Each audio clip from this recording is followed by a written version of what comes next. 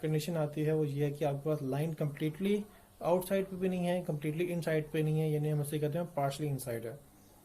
अब partially inside होगा तो फिर हम क्या करेंगे? तो पार्शली इनसाइड पे आपके पास जो पॉसिबिलिटीज है हम उनको स्टडी करते हैं। अब फॉर एग्जांपल आपके पास जो पार्शली इनसाइड होगा तो वही हो सकता है कि लेफ्ट साइड पर इसका से आपकी पार्शली आउटसाइड हो कि एक पॉइंट उसका इनसाइड पे है और एक पॉइंट उसका लेफ्ट साइड पे या लेफ्ट और अबव पे आउटसाइड पर है। एक आपके पास ये लाइन हो सकती है कि जो उसका एक पॉइंट आपका इनसाइड पर है, दूसरा राइट साइड पे आपका आउटसाइड पर है। एक ऐसी लाइन हो सकती है जो कि जिसका एक पॉइंट आपका इनसाइड पर है और दूसरा पॉइंट इसका अबव साइड पे आउटसाइड पर है। एक लाइन ऐसी हो सकती है जिसका एक पॉइंट जो है वो इनसाइड पर है और दूसरा पॉइंट जो है वो बिलो पे आउटसाइड पर है। और एक ऐसी भी हो सकती है जो लाइन जो है वो कम्प्लीटली आपके बाई पार्ट्स कर रही है, ब्रेक कर रही है आपके एरिया को, और उसका एक पॉइंट जो है वो लेफ्ट साइड पे आउटसाइड पर है, दूसरा पॉइंट उसका राइट साइड पे आउटसाइड पर है।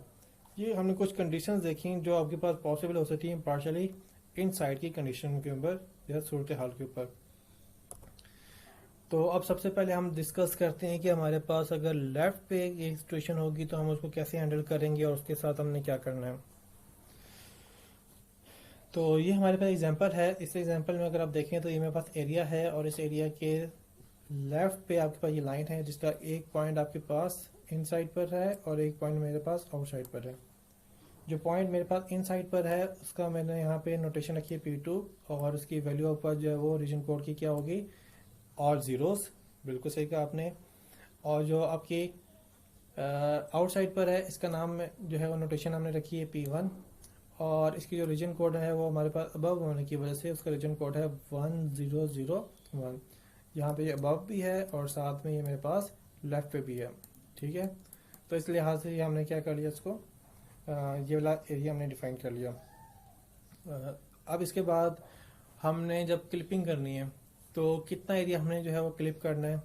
तो वो एरिया जो कि रीजन की आउटसाइड पर है, जो कि ये वाला एरिया जिसको मैं भी यहाँ पे हाईलाइट कर रहा हूँ और इसको मैंने क्रॉस कर दिया, ये हमने क्लिप करना है। और ये वाला एरिया जो है इन साइड पे इसको हमने ड्रॉ करना है। अब इसको ड्रॉ करने के लिए हम क्या करेंगे, हम ये करेंगे कि हम किसी तरीके से इस वाले पॉइंट को जो कि ये आउटसाइड पर है इसको कहीं इन साइड के पर ले आएंगे। अब इन साइड पे लाने के लिए हमें क्या करना चाहिए, हमें करना ये चाहिए कि इसकी एग्जैक्टली इसके ऊपर देखें तो आपके पास जो है वो इस लाइन को बनाने के लिए मल्टीपल पॉइंट्स मिलने हैं। तो आप उसके मल्टीपल जो पॉइंट्स हैं उनको आइडेंटिफाई करते जाएं और जो सब पॉइंट आपके पास इस बाउंड्री के ऊपर आएगा उस पॉइंट की यूज़ करते हुए आप इसको एज अ पहला पॉइंट ले लें, इसको आप दूसरा पॉइंट ले लें और उस पर आप एक लाइन को ड्रॉ कर दें। चलिए हम देखते हैं कि हमें ये वाला पॉइंट गेट करने के लिए अब क्या एक्टिविटीज़ करनी चाहिए। तो सबसे पहले हम ये करते हैं कि हम इस वाली लाइन का स्लोप निकालते हैं। तो अब मैं यहाँ पे स्लोप निकाल रहा हूँ P2 और P1 को एज ए टारगेट लेके एक स्लोप निकाल रहा हूँ और इस स्लोप को हम यहाँ पे कह रहे हैं M1। तो M1 मेरे पास बनेगा M1 equals to P2 dot Y minus P1 dot Y divided by P2 dot X minus P1 dot X. तो ये वैसे ही है y2 minus y1 over x2 minus x1 slope निकालने का तरीका। तो उसी से हमारे पास ये एक स्लोप आ गई। अब एक और स्लोप निकालते हैं और इसी लाइन की स्लोप निकाल रहे हैं। अब इसको निकालने के लिए हमने क्या किया, अब हमने लिया यहाँ पे P1 डैश और P1। अब इन दो को हमने स्लोप लिया तो उसके लिहाज से हमारे पास जो है वो ये बनेगा P1 dash dot Y minus P1 dot Y divided by P1 dash dot X minus P1 dot X. अब ये हमारे पास दो स्लोप आ गए हैं। आपको पता ही है कि एक लाइन के ऊपर जितनी भी स्लोप निकालें हैं उनकी स्लोप सेम होती है। आप बेशक एक लाइन के ऊपर मौजूद इन दो पॉइंट के ऊपर जो है वो स्लोप निकालें या इन दो पॉइंट के ऊपर आप स्लोप निकालें या फिर आप इन दो पॉइंट के ऊपर जो है वो स्लोप निकालें, इनकी स्लोप होगी वो क्या होगी, सेम होगी। तो इसी को अगर हम मद्देनजर रखते हुए इन दोनों इक्वेशन को, जो कि ये वाली हमने इक्वेशन निकाली है और जो ये निकाली है, इनको हम आपस में सब्स्टिट्यूट कर लेते हैं। अब सब्स्टिट्यूट करने से क्या होगा, हमारे पास ये वाली इक्वेशन इस तरह से बन जाएगी। अब जो हमारे पास ये वाली कंडीशन है, इस कंडीशन में अगर आप देखें तो इसमें हमारे पास हमें x निकालने की ज़रूरत नहीं है। क्यों ज़रूरत नहीं है, क्योंकि आप देखें तो इस वाले पॉइंट के ऊपर जो आपके पास x है, इस पूरी लाइन के ऊपर जहाँ पे अगर आपके पास ये लाइन ये वाला पॉइंट होता, या लाइन आपकी यहाँ पे इंटरसेक्ट कर रही होती है, ये वाला पॉइंट होता, तो इस पूरी लाइन के ऊपर जो एक्स की वैल्यू होती है वो हम एक्स में नहीं रखते, क्योंकि ये हमारे पास जो है वो बाउंड्री के ऊपर है। तो बाउंड्री के ऊपर जो लेफ्ट वाली बाउंड्री है उसके ऊपर रखने का फ़ायदा ये हुआ कि हमें एक्स का पता चल गया कि इस वाले पॉइंट का जो एक्स होगा वो एक्स में होगा। हमने आइडेंटिफाई करना होगा फिर वाई, कि इस वाली लोकेशन के ऊपर जो वाई है वो क्या हो सकता है, और वाई निकालने के लिए हम जो है वो इस लोकेशन का इस्तेमाल कर रहे हैं। अब हमने वाई निकालना किसका है, क्या हमने P2 का वाई निकालना है? नहीं, क्योंकि P2 का वाई तो हमें पहले से गिवन होगा, क्योंकि हम लाइन उसी को यूज़ करते हुए ड्रॉ कर रहे हैं। क्या P1 का निकालना है? नहीं, उसका भी हमें गिवन होगा। हमने जो वाई निकालना है वो P1 डैश का वाई निकालना है। तो P1 डैश का वाई निकालने के लिए हम क्या करेंगे, हम यहाँ पे इस इक्वेशन को सिंप्लीफाई करेंगे और इसमें से P1 डैश डॉट वाई को इधर रहने देंगे और बाकी सारी टर्म्स को हम राइट साइड पे ले जाएंगे। जब हम इसको राइट साइड पे लेके जाएंगे तो हमारे पास जो है वो इक्वेशन कुछ ऐसे बन जाएगी। तो इसमें देखें तो यहाँ पे हमने P1 डैश डॉट वाई को सेपरेट कर लिया और हमारे पास ये इक्वेशन बन गई। अब इस इक्वेशन में देखें तो यहाँ पे ये हमारे पास यूज़ हो रहा है P1 डैश डॉट एक्स। अब ये P1 डैश डॉट एक्स है क्या, ये मेरे पास इस बाउंड्री के लिहाज से ये एक्स मेन है। तो इसके लिए मैं यहाँ पे इसकी जगह पे रिप्लेस कर सकता हूँ, मैं इसकी जगह पे लिख सकता हूँ एक्स मेन। ठीक है, क्योंकि एक्स अभी तक तो मुझे इसका नहीं पता होगा ना, क्योंकि ये वाला पॉइंट हमने आइडेंटिफाई करना है। तो इस वाले पॉइंट के बारे में तो मुझे नहीं पता होगा कि इसका एक्स की वैल्यू क्या होगी, लेकिन चूंकि ये लेफ्ट साइड की बाउंड्री के ऊपर है तो इसके लिए हम यहाँ पे कह सकते हैं कि इसका पॉइंट जो है उसकी एक्स की वैल्यू होगी एक्स मेन। तो हम इसकी जगह पे हमने इसको रिप्लेस कर दिया एक्स मेन से। अब अगर इसको हमने जावा के स्टेटमेंट्स में लिखना होगा तो फिर हम कैसे लिखेंगे, तो हमने इसी जो इक्वेशन है इसी इक्वेशन को हमने यहाँ पे मैप करके जो है ये वाली जो है स्टेटमेंट लिख दी है। ठीक है, तो ये इंटीजर टाइप का, ये पॉइंट टाइप का ऑब्जेक्ट है और इसी में हम पॉइंट की वाई की वैल्यू को अपडेट कर रहे हैं। बाकी सारी की सारी स्टेटमेंट जो है वो देखें तो हमने इसी एक्सप्रेशन को जो है यहाँ पे मैप कर दिया। और इसमें जो आपके पास एक्स की वैल्यू है वो हमने कैसे लिख ली, वो हमने लिख ली एक्स में। क्लियर होगी बात? तो बहुत सिंपल सा था ये आपके पास कि आपने क्या करना है, आपने दो स्लोप्स लेनी है एक ही लाइन की, उनको आपस में जो है वो कंपेयर करते हुए जिस चीज़ को आइडेंटिफाई करना है आप उसको आइडेंटिफाई कर लेंगे और बाकियों को आप दूसरी साइड पे जाएंगे। इसमें से वो वाली वैल्यू जो कि हम यहाँ पे इस डायग्राम से या अपनी लॉजिक से हम इसको आइडेंटिफाई कर सकते हैं, जैसे कि तो हमें हमारे पास जो है इस वाले पॉइंट का जो एक्स था वो हमने कह सकते थे कि वो हमारे पास एक्स मेन है, तो हम उसको जो है वो उसके साथ रिप्लेस कर लेंगे और बाकी हमारे पास जो एक्सप्रेशन होगी हम उसी एक्सप्रेशन को in the form of code जो है वो मैप कर लेंगे। तो ये मेरे पास हो गया लेफ्ट के लिए। राइट के लिए क्या करेंगे, राइट के लिए भी स्टेप सारे सेम ही होंगे कि हमारे पास जो है ये पॉइंट P1 जो है वो आउटसाइड पर है और पॉइंट P1 को हमने क्या करना है, हमने उसको बाउंड्री पे लेकर आना है। तो बाउंड्री पे लाने के लिए इस लाइन की हम स्लोप निकालते हैं। तो हमारे पास पहली स्लोप निकली, फिर हमारे पास दूसरी स्लोप निकली, हमने दोनों स्लोप को इक्वलेंट रख लिया। फिर उसके बाद जो है हमें यहाँ पे y की वैल्यू चाहिए थी, तो हमने इस वाले एक्सप्रेशन में से y को सेपरेट किया।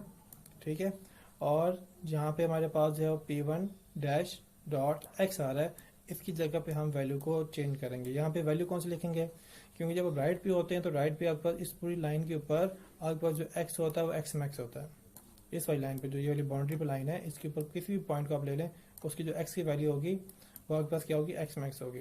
तो इसलिए हाथ से जो ये वाला पॉइंट की एक्स की वैल्यू होगी P1 डैश डॉट एक्स जो होगा वो हम उसको रिप्लेस कर लेंगे किसके साथ, एक्स मैक्स के साथ।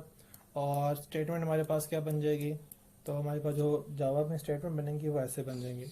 तो हमने इसी एक्सप्रेशन को यहाँ पे क्या कर दिया, मैप कर दिया। तो ये आप देख सकते हैं कि एक्जैक्टली वही चीज़ है जो कि हमने यहाँ पे लिखी हुई है। और यहाँ पे P1 डॉट एक्स यानी कि जो हमारे पास ये वाला आ रहा है पॉइंट, तो उसमें हमारे पास जो एक्स की वैल्यू हमने यहाँ पे एक्स मैक्स रख ली है।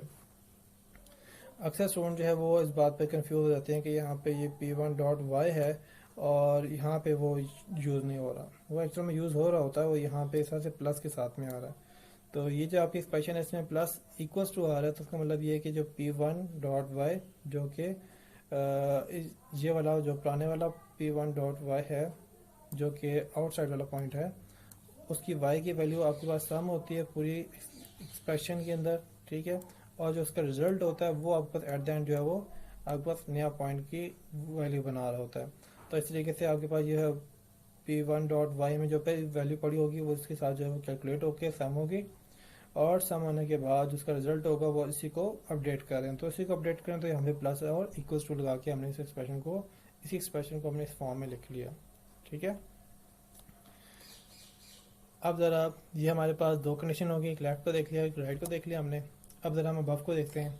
अबव की सूरत में हमारे पास जो ये वाला पॉइंट है P1, इसको हमने जो है वो यहाँ पे लेकर आना है। तो इस सूरत में हमारे पास जो है वो इस वाली लाइन के ऊपर y तो होगा y मेन और x हमें निकालना होगा। अब इसी लाइन की स्लोप निकालते हैं। तो पहली स्लोप आ गई, फिर दूसरी स्लोप आ गई और फिर हमने स्लोप का कंपैरिजन किया। अब इसमें से हमें क्या चीज़ चाहिए, इसमें से अब हमें x चाहिए क्योंकि y हमारे पास क्या होगा, y मेन होगा। तो इसमें से y को हम अलग करेंगे तो हमारे पास एक्सप्रेशन बनेगी और इक्वेशन जो बन जाएगी हमारे पास ये बन जाएगी। ठीक है, तो इसमें वही तरीकाकार होगा कि आप पहले क्रॉस मल्टीप्लाई कर लेंगे। ठीक है, क्रॉस मल्टीप्लाई करने के बाद ये वाली चीज़ आपके पास ऊपर आ जाएगी। जब ये ऊपर आ जाएगी तो उसमें से आपने क्या कर लेना है, आपने इसमें ये कर लेना है कि जो चीज़ यहाँ पे मल्टीप्लाई हो रही है वहाँ पे आके डिवाइड हो जाएगी और ये जो आपके पास माइनस में आ रही है तो दूसरी साइड पे जाके प्लस में हो जाएगी। तो इस तरह से आपका रिजल्ट में आपको ये चीज़ बन जाएगी। तो अब ये आपके पास जब इक्वेशन बन गई तो इस इक्वेशन को हमने फिर जावा की स्टेटमेंट में लिखना है। तो उसको हमने जावा की स्टेटमेंट में लिखा। तो ऊपर जब हमारे पास लाइन थी तो उस सूरत में आपका जो y की वैल्यू थी वो y मेन थी। तो हमने यहाँ पे P1 डैश डॉट y को रिप्लेस कर लिया किस साथ, y मेन के साथ। ठीक है, बाकी आपके पास जो है वो एक्सप्रेशन एज इट इज़ आ रही है और P1 डॉट y जो है हमने उसकी वैल्यू को यहाँ पे y मेन रख लिया। ये उस वक्त में जब हमारे पास लाइन जो है वो अबव होगी। अब अगर लाइन जो है वो बिलो पे आपकी इंटरसेक्ट कर रही है और आउटसाइड पर है तो उस वक्त में लॉजिक वही होगी जो कि अभी हमने अबव की देखी है कि हम पहले पॉइंट का स्लोप देख रहे हैं, दूसरे पॉइंट का स्लोप देख रहे हैं और उसकी मदद से हमने P1 डैश डॉट x की जो इक्वेशन है वो बनाई और उसको बनाने के बाद हमने उसकी जावा स्टेटमेंट लिख ली। तो डियर स्टूडेंट, अभी आपने इसमें देखा कि हमारे पास 4 पॉसिबिलिटीज़ हैं, उनके अंदर रहते हुए आपके जो स्टेटमेंट्स हैं वो क्या बन सकती हैं। अब ज़रा हमने जितनी काम किए हैं इनको ज़रा कंबाइन करते हैं और ज़रा देखते हैं कि हमने जो लाइन क्लिपिंग करनी है वो हम कैसे करेंगे। डियर स्टूडेंट, अभी तक जो हमने ये काम किए हैं ये हमारे पास सारे स्टेप्स हैं Cohen Sutherland line clipping algorithm के लिए, क्योंकि ये सारे के सारे काम आपके Cohen Sutherland line clipping algorithm में परफॉर्म हो रहे होते हैं। लेकिन क्योंकि इनका अपना एक इंडिविजुअल पार्ट्स होते हैं तो हमने उनको सेपरेटली देखा